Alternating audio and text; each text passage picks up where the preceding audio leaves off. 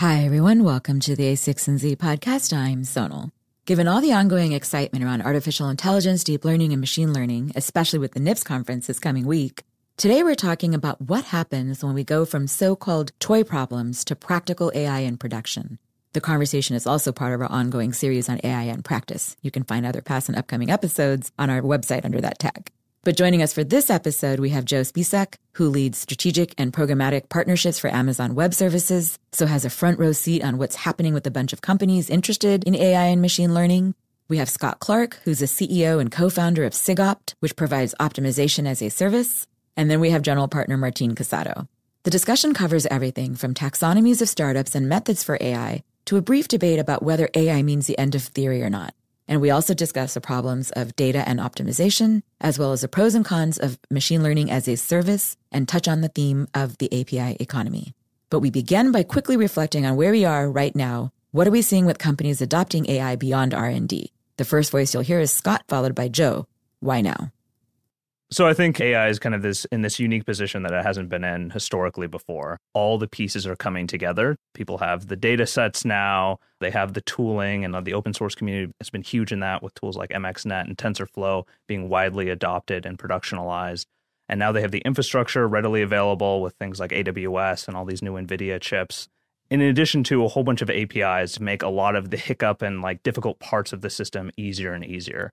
And so the combination of all these things together means that instead of spending a decade in the R&D lab to try to come up with something, now a couple of data scientists can make real business impact almost immediately with the AI go-to-market. I mean, as AWS, I think we have more than 2 million customers now on our platform. You can imagine all the inbound that we get. All these customers want to get into AI. It's today's mobile first, right? I think Sundar Pichai actually, even in one of his big talks of the State of the Union at Google, called Google an AI first company, which was quite a big shift. Oh, totally. And Microsoft has switched from a mobile first over to an AI first now as well. So I think everyone sees there's actual business value. The funny thing that I've seen is a lot of this, what we're calling AI today, was really just, statistical predictions or using basic regression techniques. Yeah, sometimes AI is a little bit of a buzzword in that context. It's such a buzzword. Like financial firms, they use really basic techniques and they call it AI. So we see financial services getting disrupted. We see healthcare, life sciences.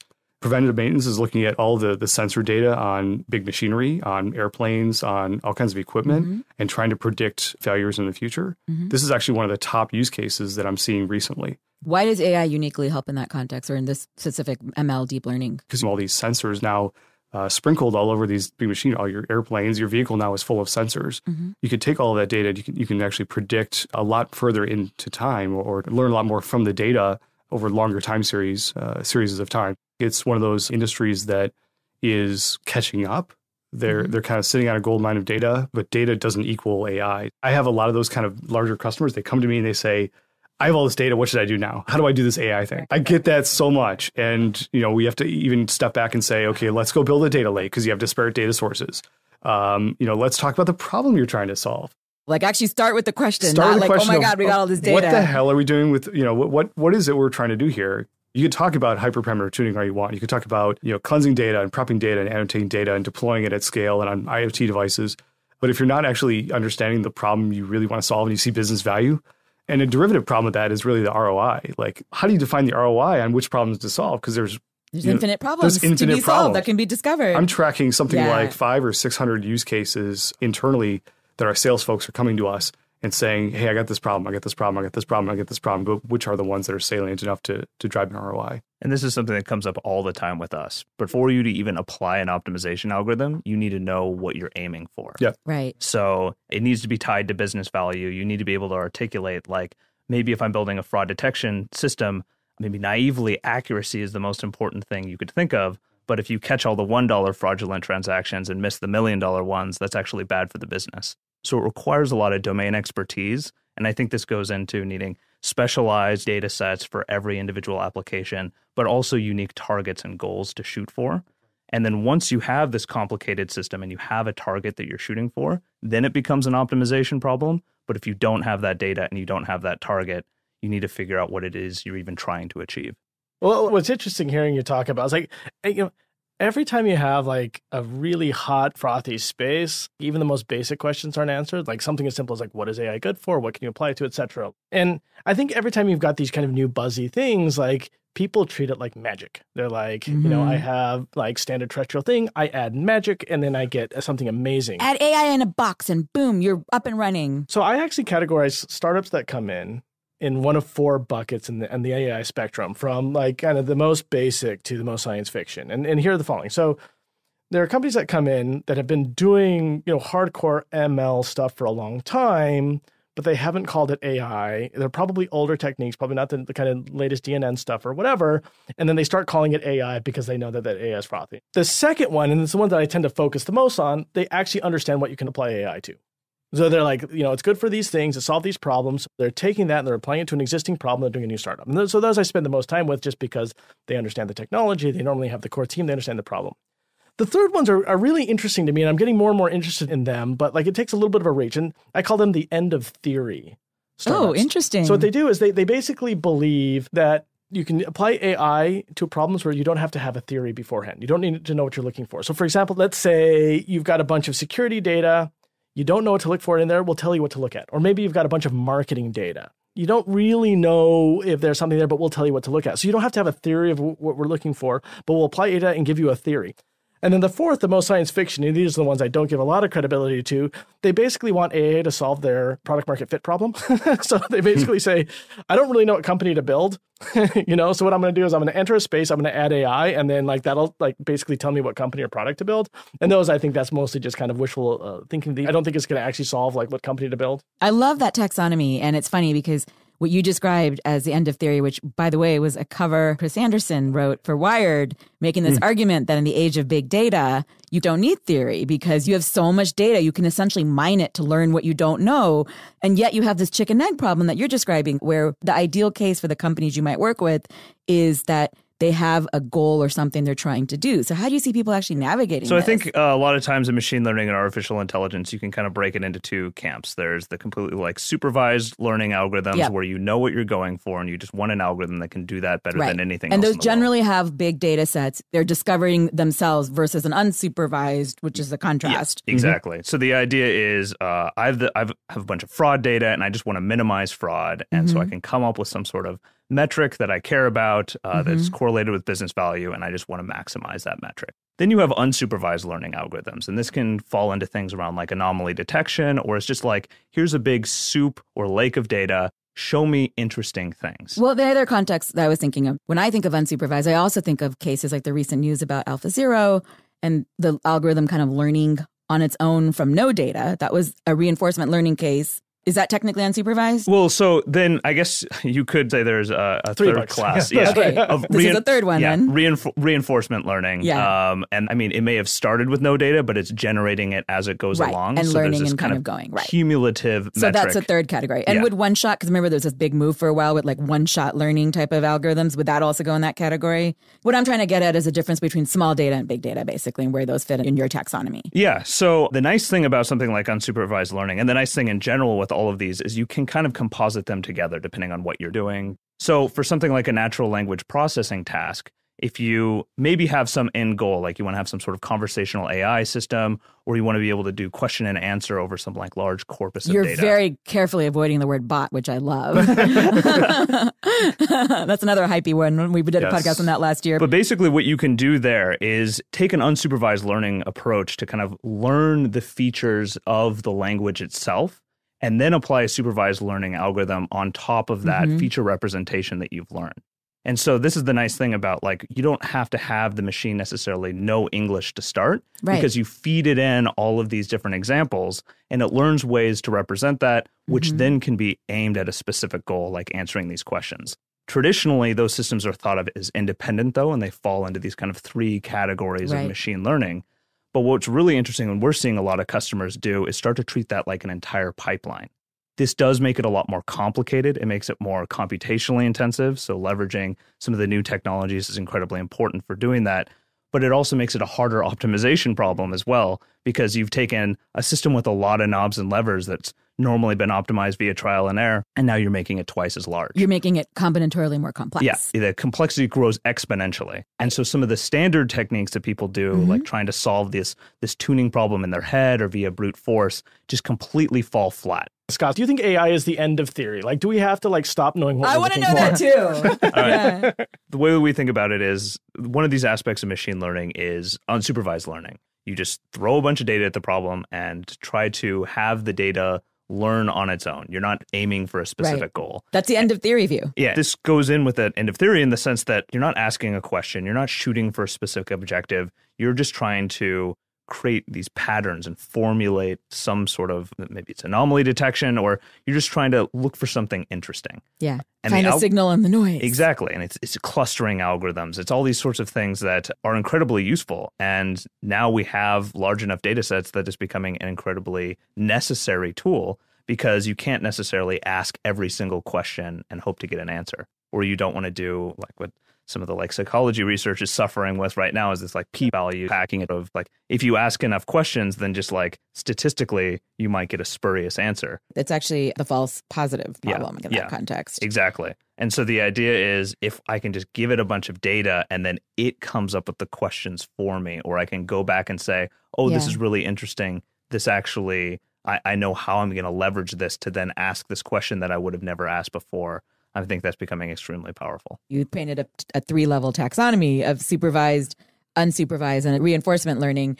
So where are you then on the end of theory? I think there's going to be need for all of it, to be honest. When it comes down to solving a very specific business problem like fraud detection, you don't want the algorithm to learn on its own. Just let a lot of fraud through as you slowly come up with an idea of what the world looks like. You want to solve this very specific supervised learning algorithm. Or when you're training a car or something like that, how to drive a car, you don't necessarily want it just to go get into a million accidents as it slowly learns what does steering even mean. It needs to be somewhat more directed. That being said, in the security space, if it's more like anomaly detection, that might be something different, because you don't necessarily know what all different breaches could look like. Yeah. And so you need to kind of do this more unsupervised, clustering-based approach. I do want to quickly ask you to define what is optimization, because when I hear that word, I think of the McKinsey word, optimization of the workforce. I know you mean it in the context of algorithmic optimization, but could you break it down for us? Yeah, we think of optimization from the more mathematical perspective. So there's inputs to some system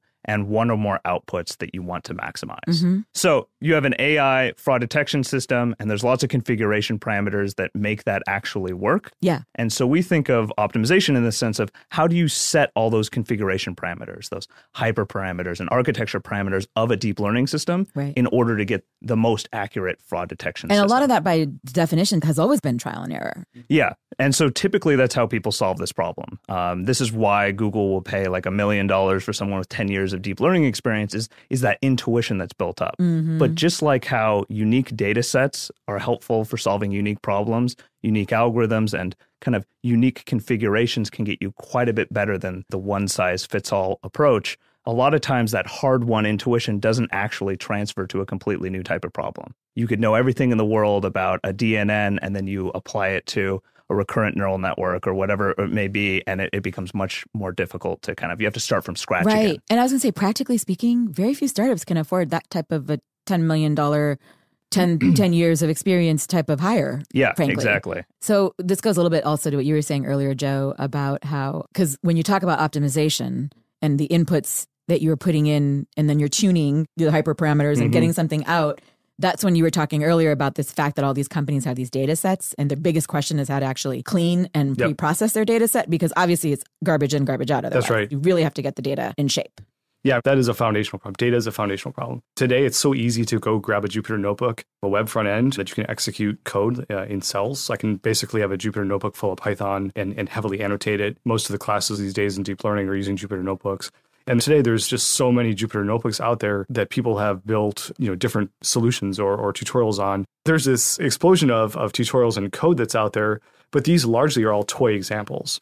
And if you want to get serious, if you actually want to optimize these for actual real-world usage, there's probably two really big pieces that someone just can't automate or really bring kind of a pre-canned one-size-fits-all solution. We're kind of entering that golden age of applied machine learning, applied AI. 5 years ago when I was hanging out at Berkeley and seeing the talks from Jitendra Malik's Peter Beal and the folks there. And I would see some of these breakthroughs in computer vision. And Jitendra has that image that he always shows every year about, I think there's a beggar on the street, right? And he's got a cup hanging out and there's someone walking by and it's the quotation is always, is this guy going to put money in his cup or not? And the algorithm is supposed to predict that. So there's some really cool things that were happening 5 or 6 years ago. Those are being operationalized now at scale. So you're basically saying that we're at a moment, because I've actually heard the opposite. I think we're both right, though, which is that a lot of the work and the buzz is all algorithms and academia, and actually translating it into practice and it hasn't been operationalized into use. I think it's been operationalized by big companies like Amazon and Facebook and obviously the larger deep tech companies. I think we're at the precipice here of having all of the kind of foundational pieces automated to the point where I think having the problem that you want to solve in mind is obviously important. Having the data in a place where it can be trained, it's clean, it's annotated, especially supervised. When I say we're on the precipice, I believe it's the supervised machine learning world is just exploding with applications. Obviously, unsupervised, deep reinforcement learning is still on the bleeding edge. When you talk about having RL applied in, say, like autonomous driving, having a car drive around and learn how to drive, by crashing a million times isn't tractable as an algorithm. So it's, being able to do all that simulation in the cloud and then transfer domains is still not a solved problem. You said there were 2 areas at startups. Yep. So the parameter problem and data? I think the data engineering aspect of things is understated for machine learning and AI. I see like a lot of our partners that have been helping our customers over the last number of years. There are a lot of big data SIs, and they've been using Hadoop and Spark, and they've been dabbling in machine learning and advanced analytics. Over that time, they've actually built up a good amount of data engineering skills. So I think those are still really valuable. And you think those will transfer to this type of work? I think so. The thing is, they're not experts in the algorithms and in optimization, for example. But I also think that deployment is getting to the point now where it's almost push button with a lot of these APIs that we're talking about. You can deploy to an endpoint and do new predictions, on any mobile device. It can kind of just bolt on top and be this value add as opposed to something that's rip and replace. Yeah. We're completely agnostic to the framework you're using, the infrastructure, and the objective that you're shooting for. When it comes to AI being practical, I think the 2 bookends are the following. And the most commonly thought of, one bookend is it's still academic, it's not useful, it's not applicable. And then the other bookend is AI is magic. And like the AI is magic bookend basically says, it's about data and these magical algorithms. So whoever has the data and the algorithm wins, and then like basically everything's automated. And the reality of practicality is in the middle, which is like, it's not like you can just like throw data at the problem and throw one algorithm at the problem and like QED, you're done, you've got a company. You have to have the right data. It's very domain specific. You have to have the right algorithm or optimizations. Like every use case of AI requires specific tweaking in a massive problem space to get a useful solution. And so it's not magic. It is absolutely practical. So it's not, academic, but it requires, at some level, I feel like the complexity has moved, not necessarily disappeared, right? It's like you've moved complexity from I'm writing code to now it's basically an optimization problem and a data problem. How much is like the tweaking and the data unique per problem? Is it per vertical? Is it per set? Like how do you even think about that? There's so much work involved with actually getting the data ready, pointing it the right direction and things like that. And over the last 2 years, we've actually seen this huge transformation where it used to be this toy problem where it was like, we want to do deep learning and whatever that means, we just want to do something. And optimization actually isn't super important there because it's just like, can I stand something up? It was a coding problem before. But once you actually start to apply it to something, then it's how do I extract as much value as possible out of this? How do I scale this as quickly as possible? How do I deploy this and have it be a reliable system? And so some of these bottlenecks that were historically in making practical AI have started to shift into these more deployment, optimization type. That's actually really good to hear because it means it's not just all hype and it's not all like quite here yet. We're actually at a very exciting middle point. So the Fortune 100 2 years ago had fun playing to kind of accelerate the R&D phase of certain things. But now those same systems are in production and every little piece of optimization matters. And for every single problem, it's a completely different type of optimization. You can take a problem that's really good at classifying street, like the Google Street View data set, where it's like pictures of houses and you want to be able to read the address off of it. And that's a kind of classic computer science, computer vision problem.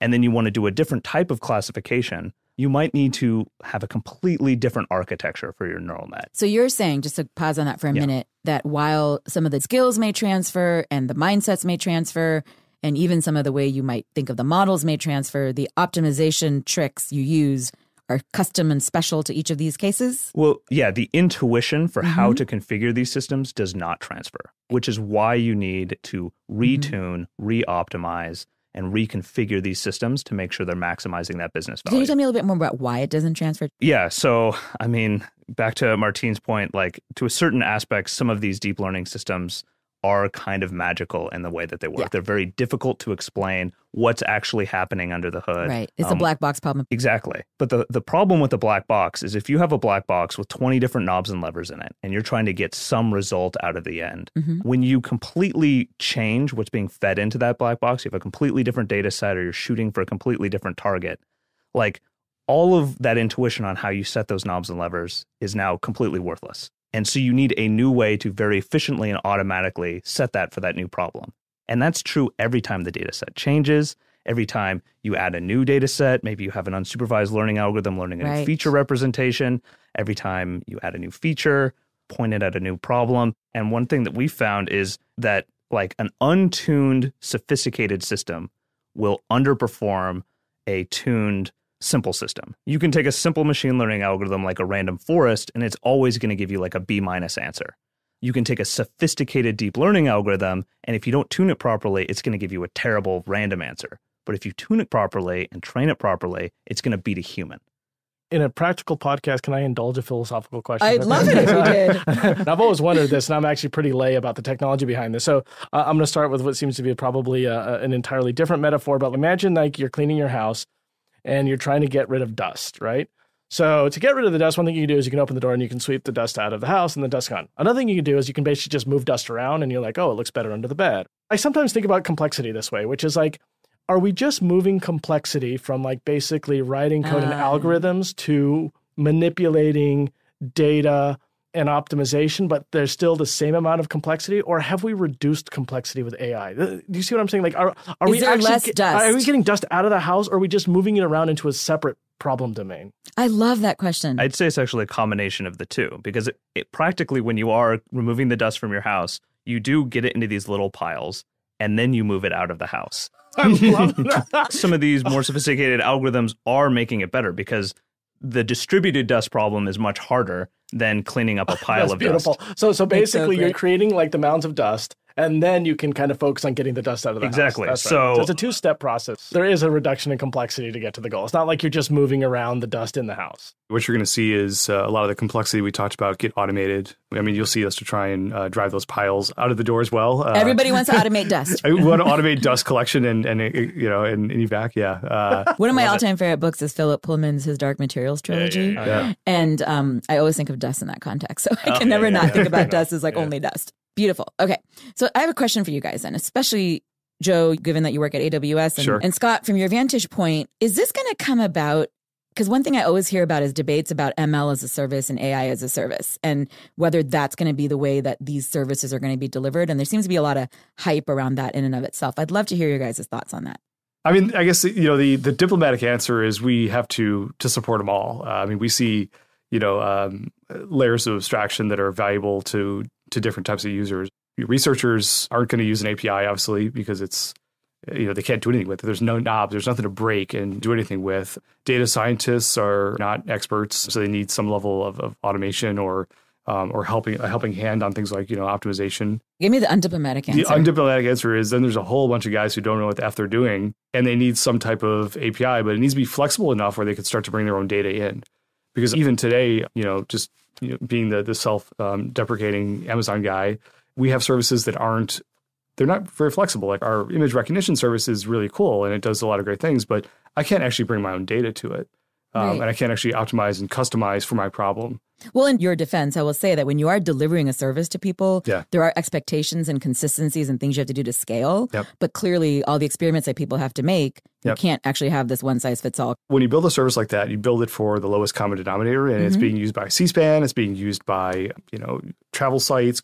But when it comes down to if I wanted to apply this for biometric security in my corporation, I want to train it on a whole bunch of fingerprint data, pictures of Scott, and be able to admit entry into a building. Never let this person into the building. Never let this building, or Martine. I can't do that today. It's not good enough to probably be visualizing your data and looking at all the pretty pictures anymore. So business intelligence is kind of moving into data science. You need insights. That's like a big theme. I don't want to say BI is dead, but it's on its last leg. I think everyone wants to move to more predictions, actionable, prescriptive analytics, and you can't do that when you're just kind of looking at pretty pictures. So I think we're seeing just this mass transition from BI, analysts over to data scientists. Yeah, and they don't know a whole lot about machine learning. I think they're going to get to the point where they can push a button and they can use an XGBoost algorithm and then optimize and like, boom, I'm getting a great result. I know the domain that I'm in. I know the data. I know the problem I'm trying to solve. Whether it's an XGBoost or a deep neural net, I really don't care as long as my end predictions are accurate. You're getting the answers you need. You're getting the answers you need. That's What's right. your view on the AI as a service debate? I actually think that there's room for both. So there's kind of machine learning as a service with this kind of generic one size fits all. And then there's these more specialized tools. And the way that we like to think about it is like in the early 90s when the web was coming online and everything like that, if you didn't have a website, like a one size fits all, just like get me an e-commerce shop online or something like that. That 0 to 1 was very transformative for people. By the way, I would still argue it's still true for small and medium-sized businesses that are like on Shopify. And yeah, so we think Shopify is more of the like machine learning as a service option where it's just like, I need something and I don't really know what I'm doing, but I just need something. And that 0 to 1 can be incredibly powerful. Yep.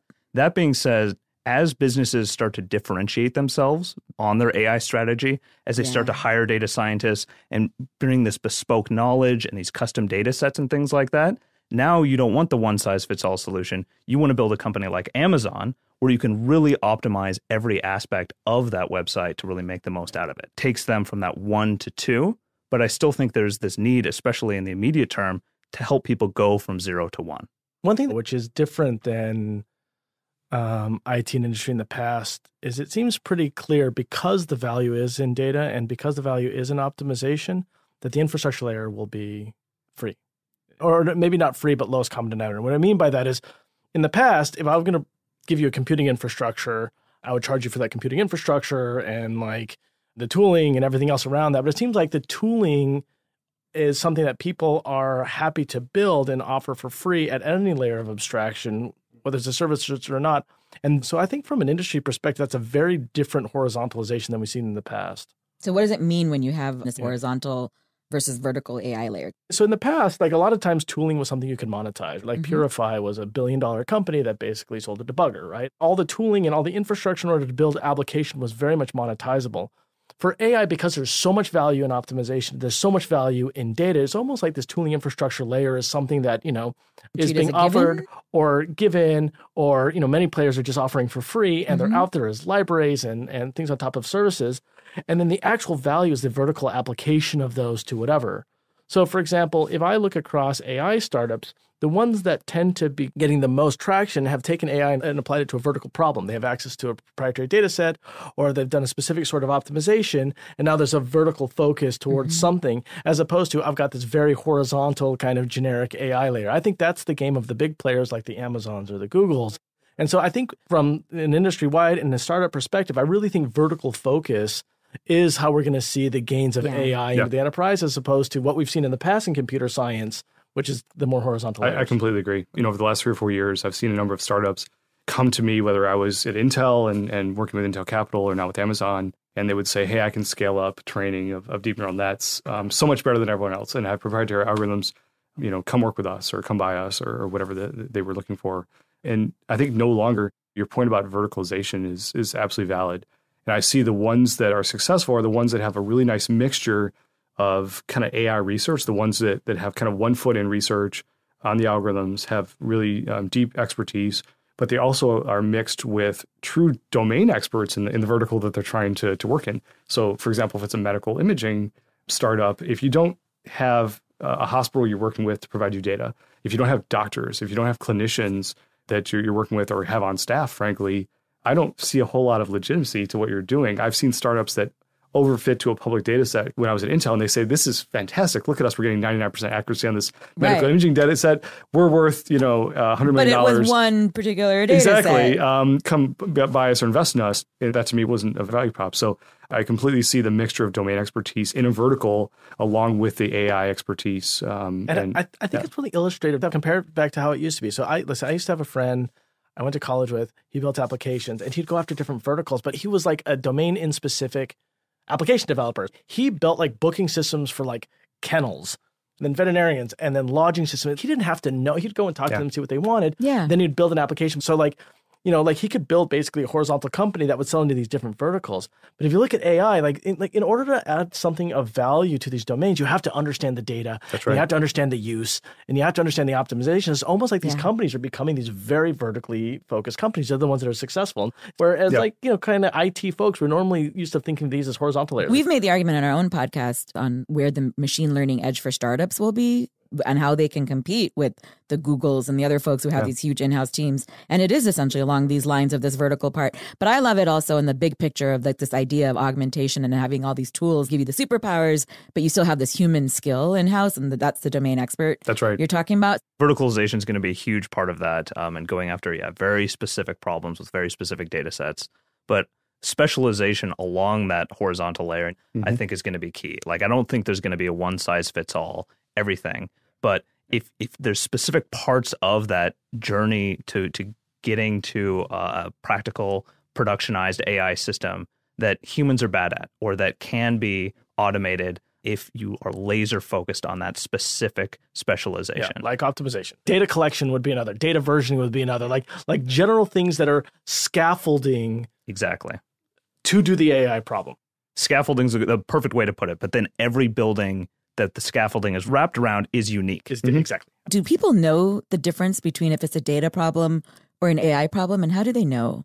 Because if you have like people who have legacy skills who are coming up to speed, like, is it obvious? I think the data problem is the first like layer in Maslow's hierarchy of AI. Like, you need to actually have the data. Then you need to be able to understand the business context of what you're aiming for and do a lot of the data engineering to make sure that you can actually leverage that data in some way, that it's not just in filing cabinets somewhere. Yeah.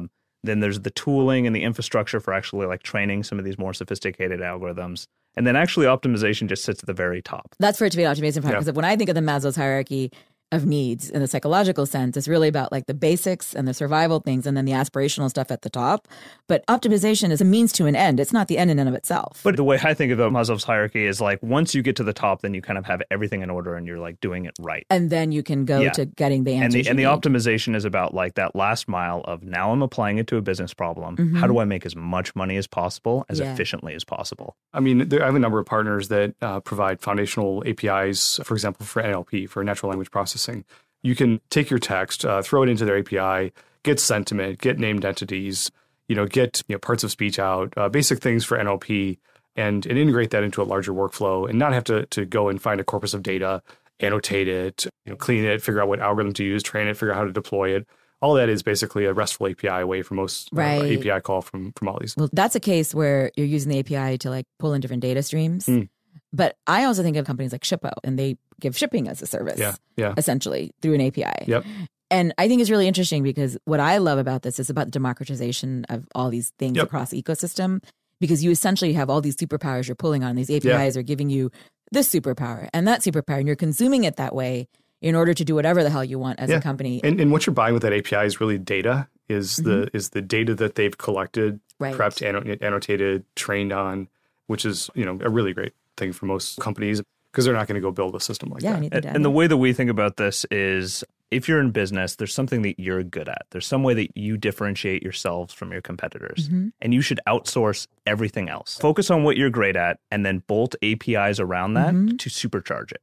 If I'm in a medical imaging vertical, focused startup, I want to hire guys that are focused on that vertical. You might want to hire the radiologist. Exactly. In the early days of web, I remember there was this like move of talking about tech innovation as like combinatorial innovation. And I used to think it was kind of a buzzy word, but I actually think it makes sense in this context. One of my favorite writers is Brian Arthur, who wrote The Nature of Technology and How It Evolves. And he did a lot of fundamental work in complexity economics. Anyway, it's really interesting.